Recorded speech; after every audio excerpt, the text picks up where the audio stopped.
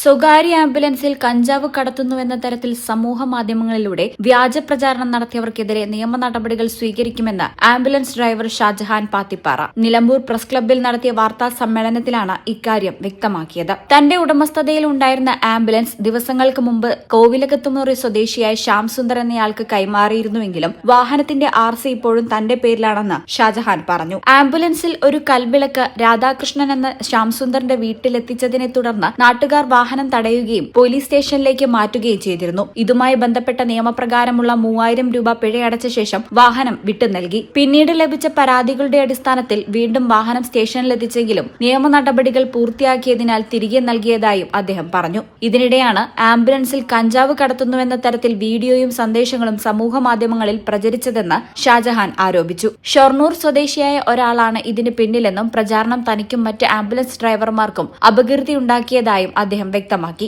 സംഭവത്തിൽ സൈബർ സെല്ലിലും നിലമ്പൂർ പോലീസിലും പരാതി നൽകിയിട്ടുണ്ടെന്നും വ്യാജ പ്രചാരണം നടത്തിയവർക്ക് മാനനഷ്ട കേസ് ഉൾപ്പെടെയുള്ള നിയമ നടപടികൾ സ്വീകരിക്കുമെന്നും ഷാജഹാൻ കൂട്ടിച്ചേർത്തു. വാർത്താ സമ്മേളനത്തിൽ രാധാകൃഷ്ണൻ എന്ന ശ്യാംസുന്ദറും പങ്കെടുത്തു.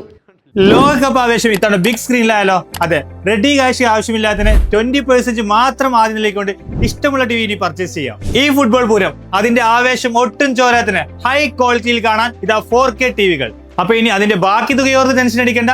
ബേയ്മെന്റ് നിങ്ങൾക്ക് നൽകുന്നു പലിശരഹിത മാസത്തവണയിൽ. അപ്പോൾ നിങ്ങളുടെ TV അപ്ഡേറ്റ് ചെയ്യാൻ വിളിക്കൂ ബേയ്മെന്റിലേക്ക്. Making it easy. Valancheri. Phone 9526 001 003.